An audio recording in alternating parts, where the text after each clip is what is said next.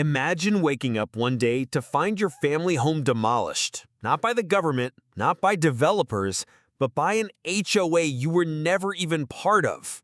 Sounds impossible, right? Well, this is exactly what happened to me. It didn't begin with a bang. It began with a letter. A beige envelope tucked under the rusted handle of my grandfather's old mailbox. Inside, a demand for HOA dues from an association I never even belonged to. This wasn't just any house. My grandfather built it with his own hands in the late 60s. A brick rancher, standing proud beneath towering oak trees he refused to cut down. It was his legacy, and now, mine. At first, I thought it was a mistake. I sent the maps and deeds proving my land was separate. But 2 weeks later, another envelope arrived. This one wasn't polite. It listed fines for my mailbox, my oak trees, even my front door.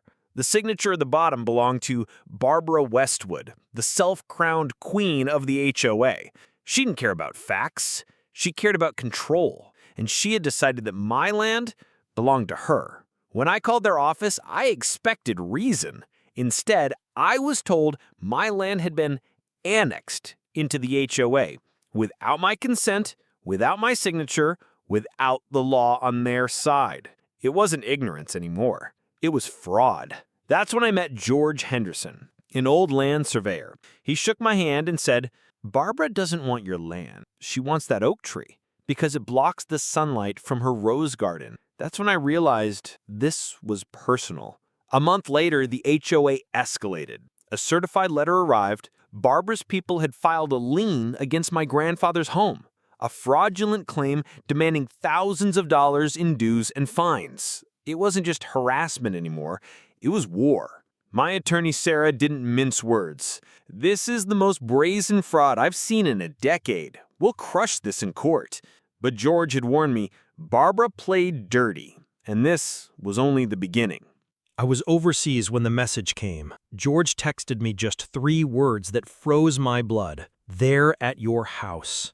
And then the photo, my grandfather's land, with a bulldozer parked on the lawn.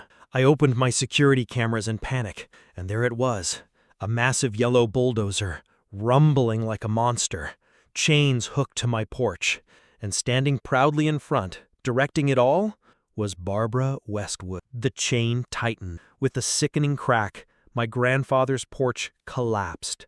Dust filled the sky, and Barbara, she clapped her hands, like a queen watching her conquest.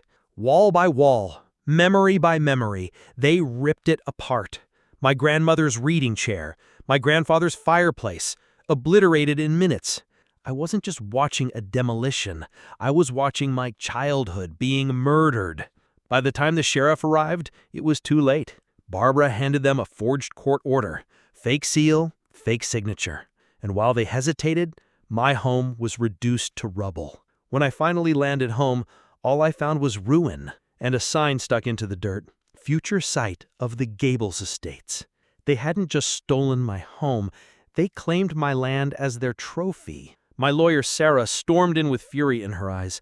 "The order is a forgery." In that moment, grief turned into cold fire. This wasn't civil anymore. This was criminal, and I would hunt every last one of them down. I put on my dark suit, not as a grieving grandson, but as an investigator. Barbara thought she won, but she had no idea I was just getting started.